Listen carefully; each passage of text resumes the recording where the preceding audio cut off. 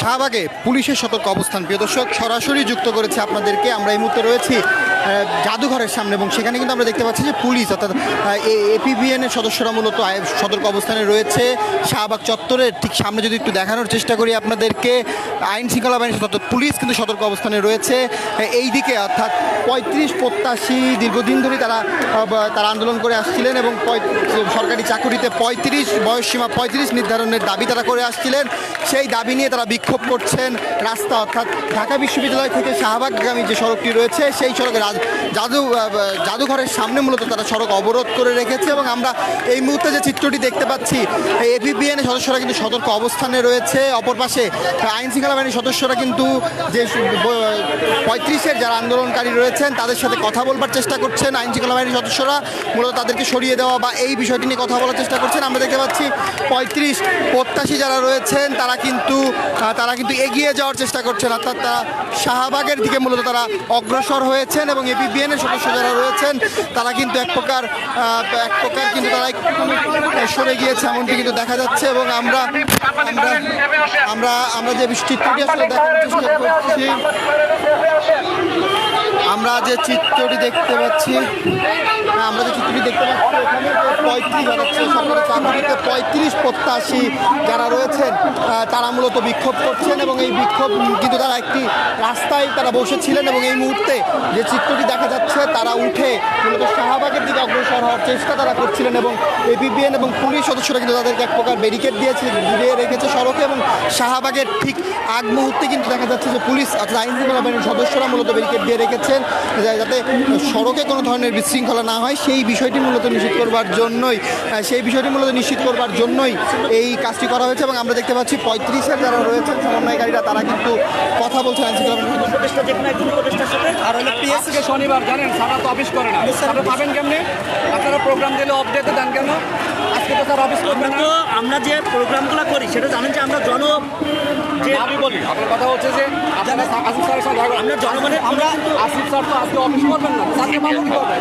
Sir তো আজকে পাবো না, কিন্তু আমরা যে কোনো অফিসিয়ালি দিন আমরা কর্মসূচি দিলে জনগণ খুব পারবে, কারণ আমরা ওই দিতে পারি কর্মসূচি দেই না। সচিবালয় হইলে আমি পাবো না, সচিবালয়ের ব্যবস্থা আছে, সচিবালয় হবে না, আমার ওখানে অফিসার আছে। সেই জন্য যে শনিবারে কোনো উপদেষ্টার সাথে দেখা করা যাবে না এমন কোনো বিষয় না, কিন্তু পাবো না তো আমি দিব কোথায়? স্যার তো বাসায় বা কোথায় আছে আমি তো জানি। যদি আজ আমরা এখানে যদি মনে করি আমার 3 লক্ষ লোক হতো তখন তো সে ঠিকই এখানে আসতো। 3 লক্ষ লোকের আয়োজন তখন তো ঠিকই উপস্থিত হতো। সেটা তো আমি জানি না, এটা তো বলতে পারবো না, এই ব্যাখ্যা তো আমি দিতে পারবো। আমরা তো সেই বিশৃঙ্খলা করে কোনো আন্দোলন করি না। আপনারা তো বিশৃঙ্খলা করতেছেন না, আমরা কখনোই আন্দোলন করি নাই। আপনারা তো রাস্তা বন্ধ করে দিচ্ছেন, বিশৃঙ্খলা করি নাই। আমি বললাম তো ভাই, আমার কথা হচ্ছে আজকে স্যার অফিস করবে না, স্যারের কাছে পৌঁছাতে পারবো না। আমার কথা হলো আপনার ওয়ার্কিং ডেটা যদি করতেন আমি ইজিলি আপনাদের একটা প্রতিনিধিকে আমি পাঠাতে পারতাম স্যারের কাছে, স্যার অফিসে থাকবেন, স্যারের কাছে পৌঁছাতে পারতাম। আজকে আমরা কোন জায়গাটা কোন জায়গায় যেতে পারি আজকে এটা করেন না আপনারা যে দেখা করতে চাচ্ছেন কোন জায়গাটা দেখা করতে পারবো আজকে? আমি যেটা বলতে পারবো আপনারা যেটা মানে আমরা সেটা তো আমাদের আশ্বস্ত করার জন্য দেখা করানো হবে, আমাদেরকে আশ্বস্ত করানোর সেট আপ করে দেবে। কার সাথে মিটিং এ কার সাথে বলেন সেটা। প্রিয় দর্শক, যে চিত্রটি আপনাদেরকে দেখাচ্ছিলাম এখানে কিন্তু যারা 35 প্রত্যাশী আন্দোলনরত রয়েছেন শিক্ষার্থীরা মূলত তাদের সাথে পুলিশের বাকবিতণ্ডা চলছে। পুলিশের একটা সমন্বয়কদের সাথে তারা দেখা করতে চায়। এর আগেও মূলত গত 17 তারিখে তারা শাহবাগে সড়ক অবরোধ করে তারা অবস্থান কর্মসূচি পালন করে আসছিলেন। একদম সকাল থেকে মূলত সন্ধ্যা পর্যন্ত তারা অবস্থান কর্মসূচি পালন করেছিলেন এবং তারা সমন্বয়কদের সাথে দেখা করবেন এমন মর্মে কিন্তু তাদের একটি প্রতিনিধি দল সচিবালয়ের উদ্দেশ্যে গিয়েছিলেন। তবে শেষ মুহূর্তে কিন্তু সমন্বয়কদের সাথে তাদের দেখাটি হয়নি। তবে সেই অবস্থান এবং সকল কিছু মিলেই কিন্তু আজকে আবারও যারা 35 প্রত্যাশী আন্দোলনরত শিক্ষার্থীরা রয়েছেন সরকারি চাকুরিতে দীর্ঘ সময় ধরে তারা আন্দোলন করে আসছেন সরকারি চাকুরিতে বয়সসীমা 35 নির্ধারণের দাবি নিয়ে, এবং সেই দাবি আদায়ের জন্য কিন্তু তারা আজকে আবারও রাজপথে নেমেছেন এবং শাহবাগে তারা ইতিমধ্যেই তারা বিক্ষোভ মানববন্ধন কর্মসূচি করেছেন, এখন বিক্ষোভ কর্মসূচি পালন করছেন এবং আইন শৃঙ্খলা বাহিনীর সদস্যদের সাথে এক প্রকার বাকবিতণ্ডা কিন্তু তাদের চলছে।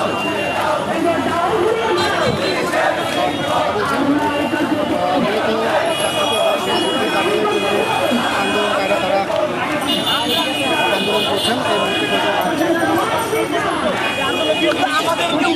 একটা পিঁপড়ার টুকরা লাগছে সেটা কি দেখাইতে পারবেন? সেইটা নিয়ে কোনো প্রতিবাদ বলেন আমাদেরকে যে উস্কানিটা দিচ্ছে তারাই কি সরকার, তারাই কি সব গঠন করে ফেলছে?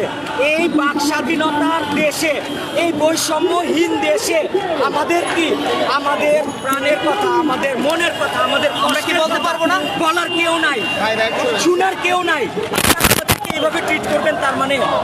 বলেন আমাদেরকে। এইখানে প্রত্যেকটা ছেলে মেয়েদের মুখের মধ্যে আপনার ছেলে মেয়ে, আপনার ভাই ভাইদের চেহারা ভাসে না, ভাসে না। প্রত্যেকে পরিবার থেকে বিতাড়িত, বন্ধু বান্ধব নাই, কোনো আত্মীয় স্বজনের কাছে মুখ দেখাইতে পারে না। কারো কারো ভালোবাসার প্রেয়সী ধিক্কার দিয়ে চলে গেছে। কেউ কেউ নামের জন্য, আমি নামের জন্য এই পুলিশের ইউনিফর্ম করতে পারি নাই। Only for my name is Ziaur Rahman Khan. আপনি চাকরি চলে গেছে? আমি ভাইবাতে উপহাসের পাত্রে পরিণত হয়েছিলাম। আপনি জবাব দিতেন, সেটা আপনার সেটা জবাব দিতেন। আমাদের দিব কোন জায়গায় আমরা? করেন, আমাদের আবেগকে কদর করেন। আমরা আপনাদের সন্তান, আমরা আপনাদের বিরোধী কেউ না। এই বৈষম্যহীন বাংলাদেশে আমরাও মাথায় কাপন বেঁধে মৃত্যু ভয়কে উপেক্ষা করে রাজপথে ছিলাম। আজকে তার প্রতিদান আমরা এইভাবে পাচ্ছি। আমাদেরকে বাধা দিয়ে বারবার আমাদের উপর নির্যাতন করেছে। আজকে তার প্রতিদান আমরা এইভাবে পাবো। কিন্তু স্বাধীন বাংলাদেশে আমরা সেই ছাত্র হয়ে নির্যাতিত হব বারবার। কিন্তু কেন? বলেছে আমরা দাঁড়িয়ে গেছি, আমাদেরকে বসার জন্য বলেছে আমরা বসে গেছি। এখন কি আমাদেরকে বাসায় চলে যাওয়ার জন্য বলবেন? আমরা চলে যাব। চলে যাওয়ার জন্য বলবো না, বসে থাকুন, সমস্যা নেই। আমাদের প্রতি হয় আমাদের ব্যবস্থা করে দেন, নাহলে আমাদেরকে মেরে ফেলেন। গুলি করে মেরে দেন, মেরে ফেলেন, সব মেরে দেন, আমার সরকার মেরে দেন। গুলি করেন এখানে, আমরা হাসি মুখে গুলি করেন। একটু কথা বলি, সেদিন আপনারা সমন্বয়ের সাথে দেখা করতে গিয়েছিলেন, সেদিন কি দেখা হয়েছিল কিনা, আজকে কেন নেমেছিলাম? আমরা অলরেডি তাদেরকে প্রস্তাবনা করেছি, আমাদের লং মার্চ ছিল। আমরা বলেছি যে আমরা উপদেষ্টা মণ্ডলীর সাথে আমাদেরকে দেখা করতে হবে। তারা একবার আশ্বস্ত করছে, ঠিক পরক্ষণেই বলে যে আজকে শনিবার তাদের সাথে দেখা করানোর কোনো ব্যবস্থা নেই। তো আমরা আমাদের বিষয়ে অটাল, আমাদের যতক্ষণ না দেখা করাবে আমাদের আন্দোলন চলমান থাকবে। তারিখেও দেখা করতে গিয়েছিলেন, সেদিন কি হয়েছিল?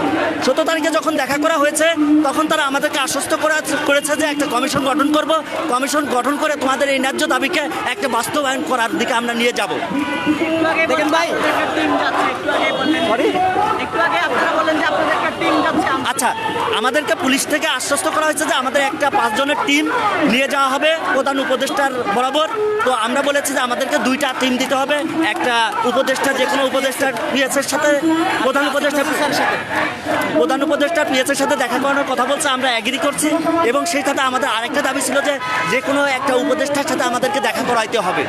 তো সেটা নিয়ে কথা চলতেছে। তো আমরা দেখা যাক কতটুকু তারা আমাদের কথাটা রাখতে পারে। আমাদের আন্দোলনে এখানে আমরা স্তব্ধ আছি ততক্ষণ তাদের। আচ্ছা, সাজিদ আমাদেরকে বলছে যে চাকরিতে প্রবেশের বয়স 32 এবং 60 হলে পরে ভেবে দেখা যায়। তো ভেবে দেখার জন্য তো উপদেষ্টা মণ্ডলী আছে। সাজিদ তো একটা আন্দোলনের সমন্বয়ক, সে তো এই নীতিগত সিদ্ধান্ত নিতে পারে না। এই সিদ্ধান্ত নেবে শুধুমাত্র রাষ্ট্র। তো রাষ্ট্রের জায়গায় যদি একটা ছাত্র আন্দোলনের সমন্বয়ক সেই সিদ্ধান্ত দিয়ে দেয়, তো এর চেয়ে তো লজ্জাজনক আমাদের 35 আন্দোলনের পক্ষ থেকে আর কিছু হতে পারে না। ধন্যবাদ। প্রিয় দর্শক, আপনাদেরকে জানাচ্ছিলাম, এখানে আমরা দেখছিলাম যে বৈষম্য বিরোধী ছাত্র আন্দোলন নয়, মানে 35 যারা কোটা যারা মূলত বয়সসীমা, অর্থাৎ সরকারি চাকুরিতে বয়সসীমা 35-এর দাবি নিয়ে আন্দোলন করছে, একজন সমন্বয়কের সাথে আমরা কথা বলছিলাম এবং সে কিন্তু বলছিলেন যে আজকে তাদের একজন সমন্বয়কের সাথে দেখা করবার বিষয়ে পুলিশ মূলত তাদেরকে বলেছিলেন, কিন্তু পরবর্তীতে আজকে দেখা হবে না এমন হচ্ছে। এবং এইখানে কিন্তু আমরা যে চিত্রটি দেখতে পাচ্ছি, লং মার্চ ফর 35 আন্দোলন তারা করছেন এবং তারা কিন্তু দেখা যাচ্ছে এখানে, অর্থাৎ তারা শাহবাগ মোড় অর্থাৎ জাদুঘরের সামনে কিন্তু তারা সড়ক অবরোধ, ঢাকা বিশ্ববিদ্যালয় থেকে শাহবাগগামী যে সড়কটি রয়েছে সেই সড়কটি মূলত অবরোধ করে তারা অবস্থান কর্মসূচি নিয়েছেন। এবং অপরদিকে এপিবিএন সহ আইন শৃঙ্খলা বাহিনীর সদস্য যারা রয়েছেন তারা কিন্তু সতর্ক অবস্থানে রয়েছেন, অর্থাৎ কোনো ধরনের বিশৃঙ্খলা একটি আন্দোলন হলে মূলত দীর্ঘ যানজটের সৃষ্টি হয় এবং সেই জিনিসগুলো যাতে না হয় এই বিষয়গুলোর জন্যই কিন্তু মূলত আইন শৃঙ্খলা বাহিনীর সদস্যরা তারা সতর্ক অবস্থানে রয়েছেন। অপরদিকে 35 যারা আন্দোলন করছেন, মূলত আন্দোলনকারীরা তারা কিন্তু শাহবাগে মূলত জাদুঘরের সামনে তারা অবস্থান নিয়ে তারা কিন্তু এই মুহূর্তে অবস্থান এখানে অবস্থান কর্মসূচি পালন করছেন। তারা যতক্ষণ পর্যন্ত তাদের দাবি আদায় বা তাদের প্রজ্ঞাপন জারি বা এই সংক্রান্ত বিষয় নিয়ে যতক্ষণ পর্যন্ত উপদেষ্টা মণ্ডলীর সদস্য থেকে কথা না বলবেন, অন্তর্বর্তীকালীন সরকারের উপদেষ্টারা যতক্ষণ পর্যন্ত কথা না বলবেন ততক্ষণ পর্যন্ত তাদের এই কর্মসূচি অব্যাহত থাকবে বলে কিন্তু কিন্তু তারা জানিয়েছেন এবং এখানে আমরা যে চিত্র দেখতে পাচ্ছি পুলিশ কিন্তু সতর্ক অবস্থান, অপরদিকে 35 যারা সরকারি চাকরিতে বয়সসীমা 35-এর দাবি জানাচ্ছেন তারা কিন্তু অবস্থান নিয়েছেন এবং আমরা দেখতে পাচ্ছি আবারও তারা কিন্তু উঠে দাঁড়ালেন এবং শাহবাগের দিকে অগ্রসর চেষ্টা তারা করছেন এবং আমরা দেখতে পাচ্ছি পুলিশ কিন্তু এখানে সতর্ক অবস্থানে রয়েছে এবং আইন শৃঙ্খলা বাহিনীর সদস্যরা সতর্ক অবস্থানে রয়েছে এবং সমন্বয়করা যারা আন্দোলনরত রয়েছেন 35 আন্দোলন তাদেরকে ঠেকানোর চেষ্টা করছে যাতে কোনো ধরনের বিশৃঙ্খলা না হয় এবং পুলিশ কিন্তু সকল ধরনের প্রস্তুতি নিয়ে রেখেছেন তারা তাদের নিজেদের আত্মরক্ষাতে এবং আইন শৃঙ্খলা যাতে অবনতি না হয় সেই বিষয়টি মূলত রয়েছে এবং ইতিমধ্যেই পুলিশের পক্ষ